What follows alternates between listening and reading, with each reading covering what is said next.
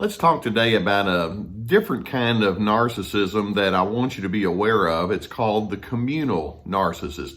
And the thing about the communal narcissist is that there's such a deceptive element to them. These are the ultimate chameleons.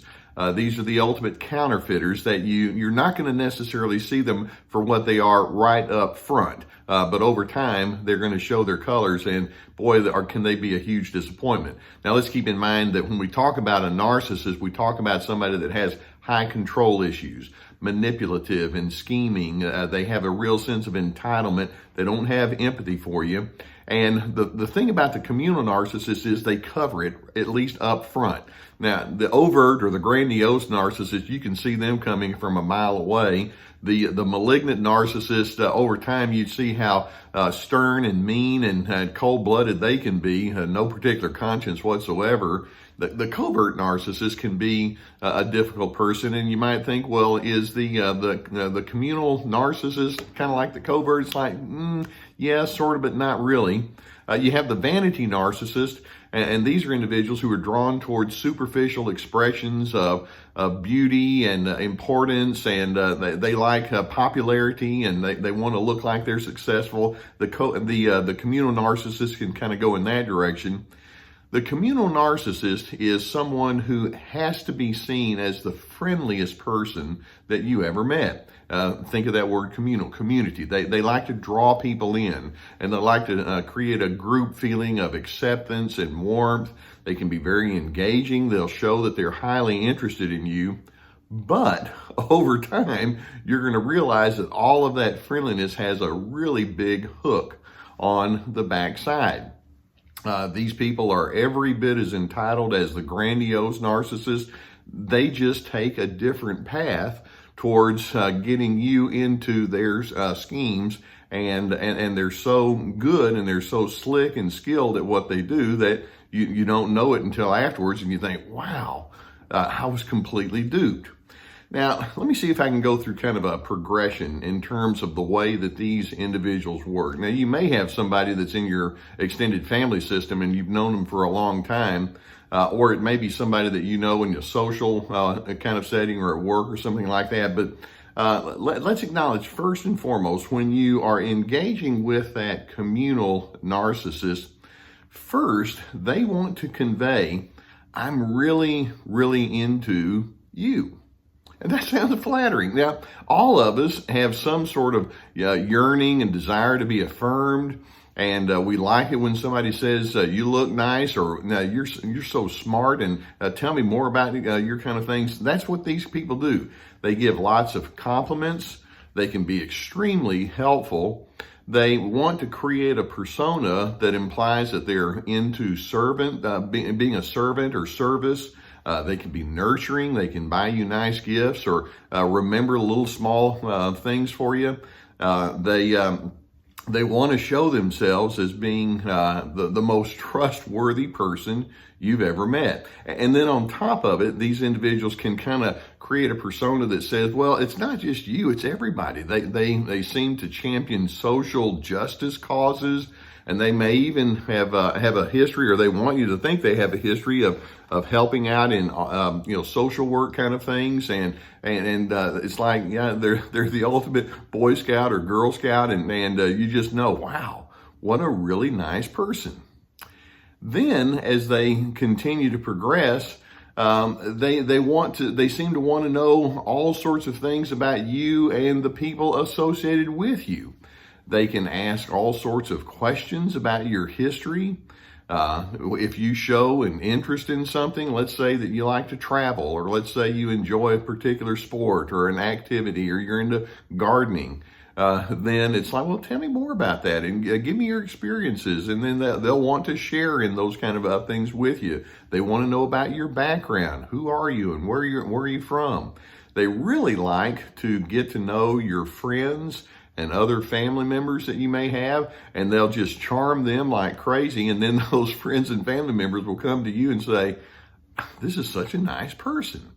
Where did you find this individual? And they'll be charming and all the rest. And they can seem to be an amazing listener because they ask all of these open-ended questions. You'll notice that they don't really tell you a whole lot of personal stuff about themselves beyond the superficial nature. And they want to let you know, well, enough about me. Let's talk about where you are. In doing so, they create this sense that says, I'm really, really a nice guy. Then over time, you begin realizing that in the midst of all of this niceness and friendliness and kindness and goodness, they want to be admired.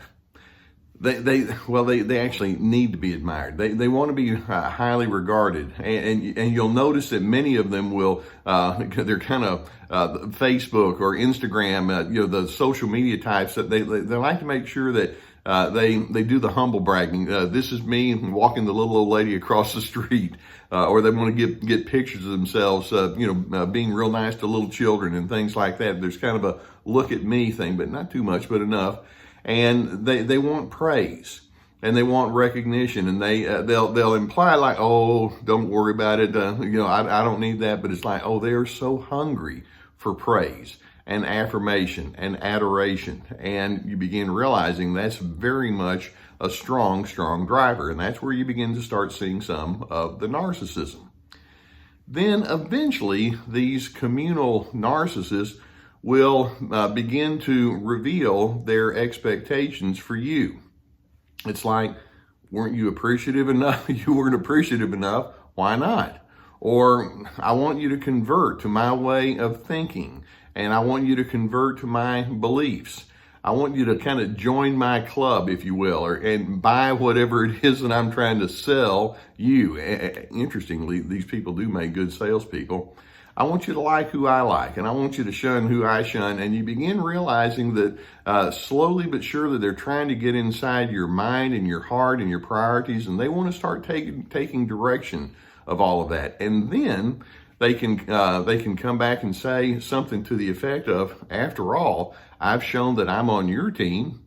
Why don't you show me that you're on my team? And they start kind of going in with that. And then as the progression goes, once you start to see that there's kind of a selfish hook, or there's a you now owe me mentality that they begin to display, and then once you begin to be hesitant or ask questions or let it be known I'm not comfortable with this, that's when the venom starts coming out.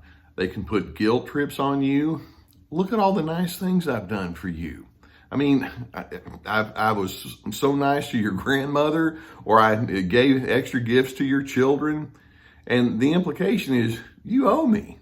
And if you come against me, there's something really wrong with you. And they can be very scornful toward you, and they can do the what's wrong with you kind of thing. I mean, is there anything that I could possibly do to please you? No, I didn't think so. And they can kind of have that kind of thing. And then you'll begin realizing, because they tend to have a wide network of people, that if you start turning sour on them, they'll turn sour on you publicly.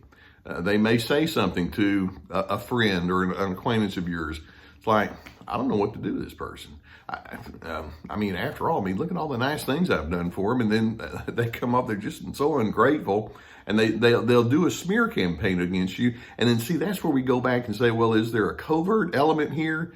The answer is, oh yeah, there is. There's this gaslighting that they'll start to do with you, and then because then it's their way of saying, well, I've proved myself to be the great person. There's something wrong about you, and after a while, you begin thinking, well, maybe there is. This person actually does have a nice history, but again, we can see that nice history came with a hook, and then over time, you begin realizing, wait a minute, all of this is just a ruse. I'm being played. This person is the ultimate hypocrite, and what they say they are on the outside doesn't match pitch with what they are behind the scenes. And then you begin seeing that there's an anger that they carry. There's that sense of condescension that they can hold over you. And then many times you actually learn, as you go deeper, you learn that there's a whole double life that they have. They may be letting you know that you're the most special kind of person that they've ever met, but they could have somebody else on the side that they're doing the same thing with. And not always, but sometimes they can be two-timers, or they may make you think that they've been really successful in their work and all, and then you find out later on they have a whole lot of debt, or they've been fired and it's always everybody else's fault. They can imply that they have all sorts of connections when in fact those connections have just kind of said, I don't want to have anything more to do with you. They can imply that they're such a virtuous and good person, and then you learn that there's some hidden rebellion. It's kind of like the person that wants you to think that they do all sorts of nice things, but behind the scenes they have hidden manipulations and schemes and a whole hidden life that they don't want all those other folks to know. That's what I mean when I say this communal narcissist can be somebody that up front seems like, ooh, what a nice person. So be aware, or beware of the communal narcissist. You don't want to just get so pulled in, and if you feel like I'm so embarrassed because I got hooked in by their schemes, no need to be, because that's part of their skill set, and they're very good at what they do. Once you see what you've got, then obviously the thing you want to do is set your boundaries and put them hard, because these people are going to come at you with all of their look how nice I am kind of stuff, and you're not going to be able to get them to admit that they are what they are. They're constantly going to play that look how good I am, and I'm the ultimate trustworthy person. And so it's part of their lies. It's part of their dishonesty, not only with you, but with themselves. So I'm hoping that as you understand what this is about, it can at least cause you to recognize that this is a pattern. This is something that they're very good at, they're very deliberate at, and once you're onto it, then your task is to say, I need to get away from this person. I don't want to bring them into my confidences anymore. Done, finished, kaput. I'm out of here. I can do much better than this, and I'm not going to be a party to their games anymore.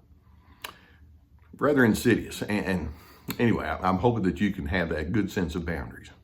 Now, I do hope that videos such as this give you some good insight and awareness. And if you'd like, I'd encourage you to go below and hit that subscribe button. We also have an email list I'd encourage you to sign up for. If you would be interested in counseling and you have somebody that's in your area that could assist you, I would encourage you to do that. If you don't have that availability in your area, or if you prefer online counseling, we have vetted a group and they've sponsored us, and we have a link below so that you can get some online counseling, and I've received good feedback from that. In addition, you may be aware that I have my free-to-be video workshop. It's very extensive. It's kind of like taking a full-blown course. And so it has like 6 modules and 38 lessons that go along with it. Lots of personal reflection things. Go below and check out the link to that. In addition, we also have links to my books and other resources below.